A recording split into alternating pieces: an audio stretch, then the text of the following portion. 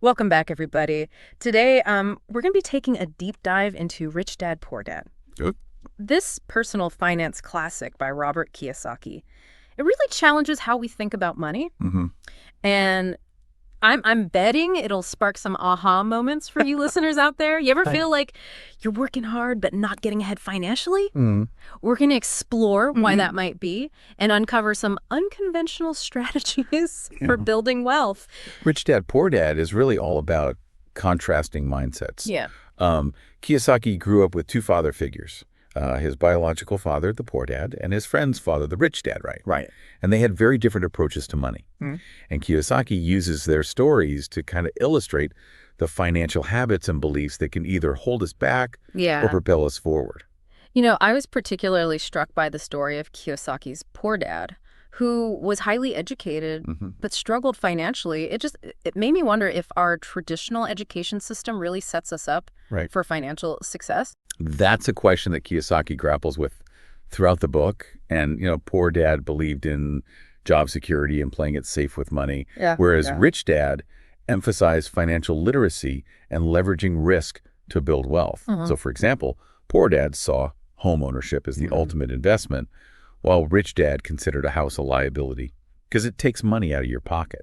See, that idea of a house being a liability really Yeah. threw me for a loop when I first read it. I mean, isn't a house still a good investment in the long run? It provides Yeah. security and stability. It's a very common belief. Mhm. And it's something that Kiyosaki challenges us to reconsider. Think about it this way. While a house can appreciate in value over time, it also comes with ongoing expenses, like your mortgage payments, property taxes, and maintenance. Yeah. And these costs can drain your cash flow and prevent you from investing in assets that generate income. Okay. Rich Dad was all about building that asset column that puts money in your pocket, Mm. rather than a liability column that takes money out. So instead of focusing on traditional investments like a house, Rich Dad encouraged Kiyosaki to think about things like rental properties, businesses, and Mhm. stocks as assets. Exactly. He wanted Kiyosaki to understand the difference between working for money, like most employees do, and having money work for you, Mhm. like business owners and investors do. And this brings us to the concept of the rat race, which Kiyosaki uses to describe that cycle of working for money, paying bills, and accumulating debt. He contrasts this with the fast track, which represents the path to financial freedom through building assets and having your money work for you. And one of the key differences, I think, between those on the rat race and those on the fast track is their mindset. Okay. Kiyosaki argues that Poor Dad had what he called a scarcity mindset, believing there wasn't enough money to go around. Rich Dad, on the other hand, had an abundance mindset, believing in creating wealth and opportunities. So it's not just about the actions we take, but the beliefs we hold about money that really shape our financial reality. Absolutely. Kiyosaki even goes so far as to say that Rich Dad actively sought out opportunities to manage risk, Okay. seeing it as a path to greater rewards. Now, he wasn't reckless, Right. but he understood that calculated risks were essential for building wealth. So he diversified his investments, he analyzed potential downsides before jumping in, and he wasn't afraid to make bold moves when he saw an opportunity. That's a far cry from the play it safe mentality that I think a lot of us are taught growing up. Rich Dad seems to have had a very different approach to learning as well. I mean, who sends a kid to work for 10 cents an hour? Well, that story about working for Rich Dad at his convenience store, that was a pivotal moment Right. for Kiyosaki. It wasn't about the meager wages. It was about the lessons that he learned about the nature of work, money, and business. Rich Dad wanted him to experience the value of hard work. But more importantly, he wanted him to understand that trading time for money would only get him so far. He was planting the seeds for Kiyosaki to start thinking like a business owner, even at a young age. Exactly. And that's a recurring theme throughout the book. Rich Dad constantly challenged Kiyosaki to think differently, to question conventional wisdom, and to see the world through the lens of an entrepreneur. And one of the biggest lessons that he imparted was this idea of minding your own business, right? But that Mhm. doesn't necessarily mean starting a company, does it? You're right. When Rich Dad said mind your own business, he meant focus on building your asset column rather than just working for someone else and enriching their asset column. So even while working a job, you can be taking steps to build assets that generate income. Absolutely. It's about shifting your mindset from being an employee to being an investor, even if you're not ready to quit your day job just yet. It's like that story Kiyosaki tells about Ray Kroc, the founder of McDonald's. When someone asked him what business he was in, they expected him to say, the hamburger business. But Kroc said, I'm in the real estate business. He understood that the real value was in owning the land under each McDonald's franchise. He was building an asset column even while running a successful food business. That's a great example of how minding your own business can take many forms. It's about thinking strategically about how to create assets that generate income and build wealth over time. And that strategic thinking also applies to how the wealthy use corporations to their advantage, which is something Kiyosaki explores in depth. And this was honestly one of the most eye-opening parts of the book for me. Corporations can be really powerful tools for asset protection and optimizing your financial growth, particularly when it comes to taxes. Yeah. Kiyosaki kind of delves into the history of taxes to show how the system can often favor those who understand how to use corporations effectively. Think of a corporation as a separate legal entity, like a shield, protecting your personal assets. So instead of earning income directly and being taxed at a higher rate, Right. you can structure your finances in a way that minimizes your tax burden. Exactly. And while we won't get into specific financial advice here, Kiyosaki makes a compelling case for understanding how corporations can be used to your advantage. He even argues that the rich don't just work for money. Right. They invent money. Oh, okay. Now you've got me really intrigued. What exactly does he mean by inventing money? He's talking about using financial creativity and knowledge to spot opportunities Okay. and create wealth, Yeah. rather than just trading time for a paycheck. So it's not about getting lucky or inheriting a fortune. It's about developing your financial intelligence to see and seize opportunities. Exactly. He shares a story about buying a foreclosed house for $20,000 and quickly flipping it for $60,000, essentially creating $40,000 in profit. But it wasn't just luck. Right. He had the knowledge and the guts to take action when others saw only a rundown property. That story is a great illustration of how inventing money is about seeing potential where others see problems. It's about understanding how to leverage your resources and knowledge to create value and generate wealth. But it's also about overcoming the obstacles that often hold people back from achieving financial success. Right. Kiyosaki doesn't shy away from the real challenges that people face, like fear of failure, risk aversion, and cynicism. Right. He argues that these fears and doubts are often what keep people stuck in the rat race. So how do we break free from those limiting beliefs and start thinking more like Rich Dad? Well, Kiyosaki provides 10 actionable steps to financial freedom, emphasizing things like finding mentors, overcoming fear and doubt, and constantly learning and developing your financial skills. It sounds like it all starts with shifting our mindset about money and taking control of our financial future. Exactly. Rich Dad, Poor Dad is about empowering you to become financially literate and make informed decisions that align with your goals. Well, we've covered a lot of ground already, but there's still so much more to explore. We'll be back in the next part of our deep dive to discuss some of the other key concepts from Rich Dad, Poor Dad, including the cash or flow quadrant and the importance of finding your life's purpose. See you soon. Welcome back to our deep dive into Rich Dad, Poor Dad. We're exploring Robert Kiyosaki's insights on how to break free from the rat race and build true financial freedom. Before the break, we were talking about inventing money and overcoming those internal obstacles that often hold us back. But I'm curious, what about external factors? Does Kiyosaki address things like economic downturns or unexpected expenses? Oh, he absolutely does. Rich Dad, Poor Dad isn't just about positive thinking. It's about developing financial resilience and preparing for the inevitable ups and downs of life. He talks about having a plan, even if it's a simple one. So it's not just about building assets, but also about having a safety net. Right. He emphasizes the importance of having an emergency fund, for example, so that unexpected expenses don't derail your financial progress. He also talks about diversifying your investments so that you're not overly exposed to any one particular market or asset class. It's about spreading the risk and having a buffer for those unexpected challenges. Exactly. And he even encourages readers to think about how they can turn setbacks into opportunities. He shares a story about how he once lost a significant amount of money in a real estate deal, but was able to learn from the experience and apply those lessons to future investments. It's like that saying, every failure is a stepping stone to success. Right. Kiyosaki is all about learning from your mistakes and using those lessons to refine your strategies and become a more savvy investor. And one of the most powerful tools he introduces for building that financial intelligence is the cash flow quadrant. Okay, let's unpack the cash flow quadrant. Earlier, you mentioned it categorizes people based on where their income comes from. Can you elaborate on that? Absolutely. The cash flow quadrant has four categories: employee E, self-employed S, business owner B, and investor I. It's not about how much money you make, but how you make it. Okay, so someone working a 9 to 5 job would be an E, while a freelancer or consultant would be an S. Precisely. And then you have the B quadrant, which is for business owners who have created systems that generate income even when they're not actively working. Okay. And the I quadrant, which is for investors who have money working for them in the stock market, real estate, or other assets. And I remember you mentioned that Kiyosaki's rich dad emphasized moving to the B and I side of the quadrant. Why is that? He believed that those on the E and S side are often trading their time for money. They're limited by the number of hours they can work, and their income stops if they stop working. But those on the B and I side have created assets that generate income regardless of their direct effort.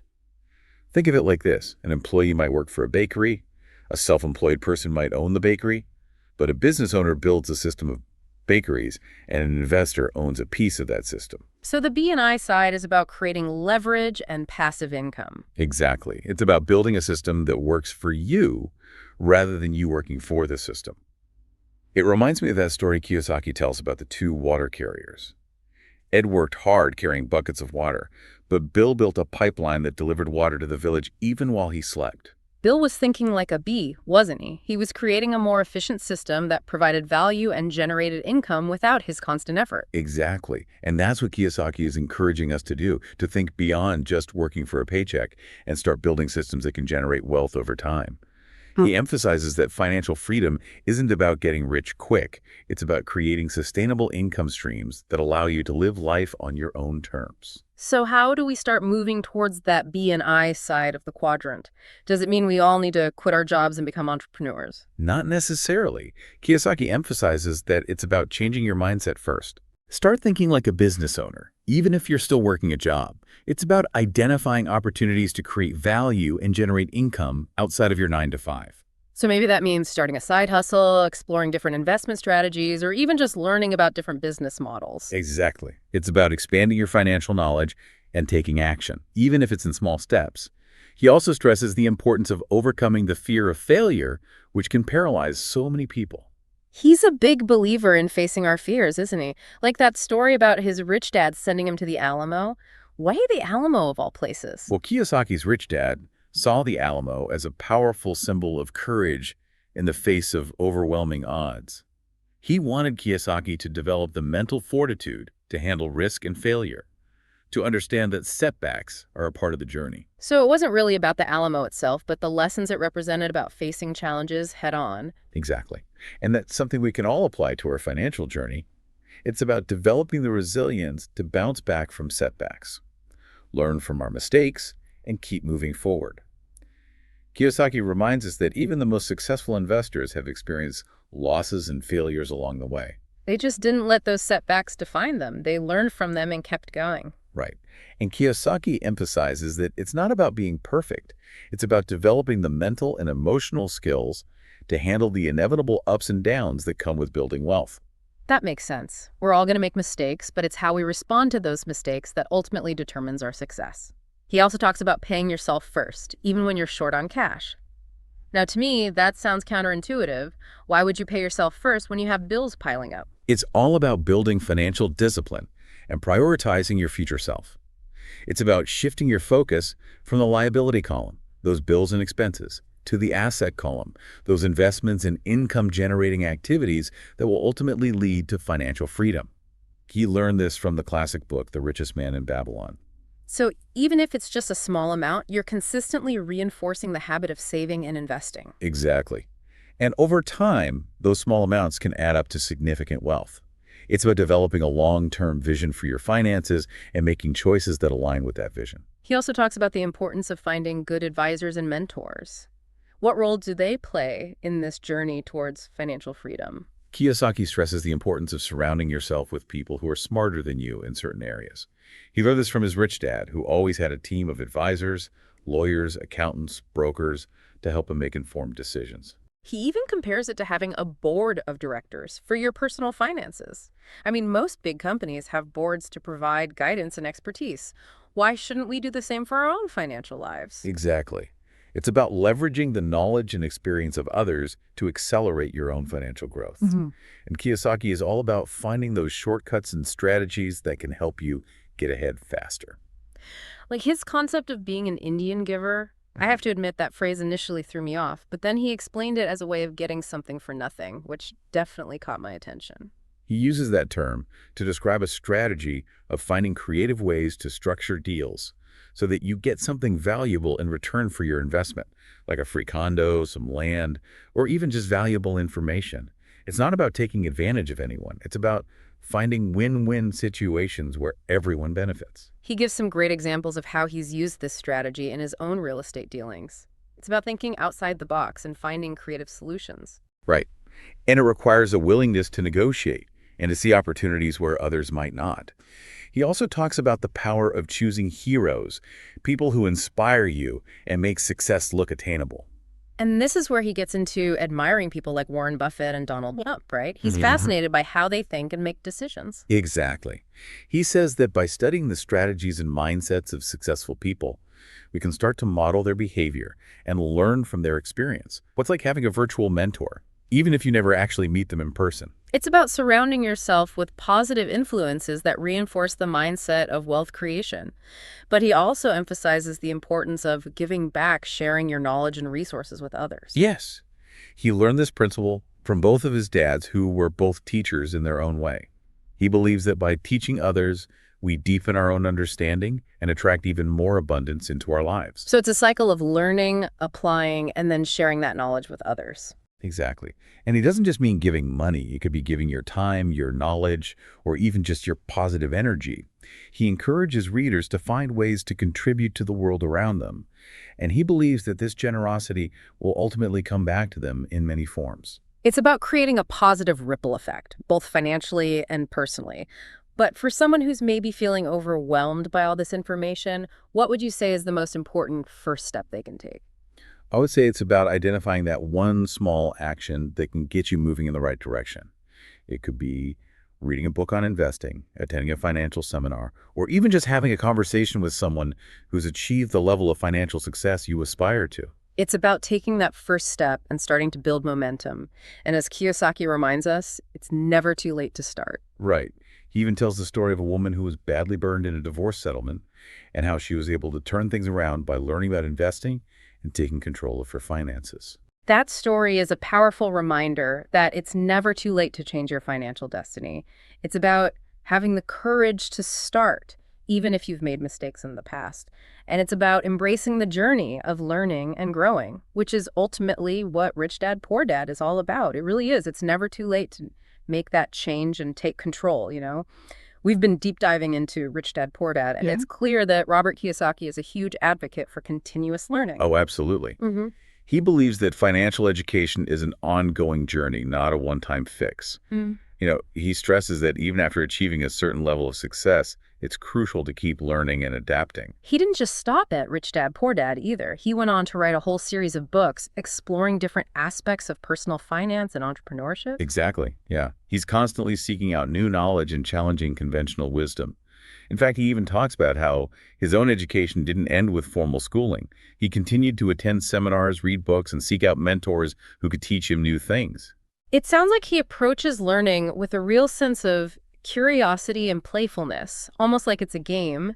And that comes across in his writing, too. He makes personal finance engaging and accessible, even fun. I agree. He has a way of presenting complex concepts in a way that's both informative and entertaining. And I think that's one of the reasons why Rich Dad, Poor Dad has resonated with so many people. It's not just a dry textbook. It's a story-driven guide to taking control of your financial future. It's about shifting your mindset and then taking action. But, it's not just about accumulating wealth, is it? There's a deeper message here about finding your path and living a fulfilling life. Kiyosaki talks about that too, right? He does, yeah. In fact, he dedicates a whole section at the end of the book to this very idea. He talks about the importance of finding your life's purpose and not just settling for a job that you hate, even if it pays well. He even admits that his own career path wasn't a straight line. He went from being a Marine Corps pilot to working for Xerox Wow. to eventually starting his own businesses and becoming an investor. It sounds like he was constantly exploring and trying new things. He was. And he encourages readers to approach their own career paths with the same sense of adventure and willingness to experiment. He even challenges the idea that everyone needs a college degree to be successful. He's not saying to drop out of school or anything, but Right. he does raise some interesting questions about the value of traditional education. He emphasizes the importance of finding what you're passionate about and then developing the skills and knowledge to pursue it, Right. whether that's through formal education or real-world experience. He believes that sometimes the best education comes from doing, from trying things out and learning from your mistakes. It's about being resourceful and finding mentors and learning opportunities wherever you can. He even talks about how he learned valuable business skills by working in different areas of his rich dad's companies. Everything from accounting to construction to sales. It's like he was getting a hands-on MBA before it became a thing. Exactly, yeah. And he encourages readers to be proactive in their own learning, to seek out experiences that will help them develop the skills and knowledge they need to succeed. So as we wrap up this deep dive into Rich Dad, Poor Dad, what's the one big takeaway you hope our listeners are walking away with today? For me, it's the power of taking control of your financial future. It's about understanding that you don't have to be a victim of circumstances. You can create your own opportunities and build the life you want. It starts with changing your mindset about money and then taking action, even if it's just one small step at a time. It's about embracing that lifelong journey of learning and growing. And remember, it's not just about accumulating wealth, it's about using your financial intelligence to create a life of purpose, meaning, and freedom. What will your first step be? Your journey starts now.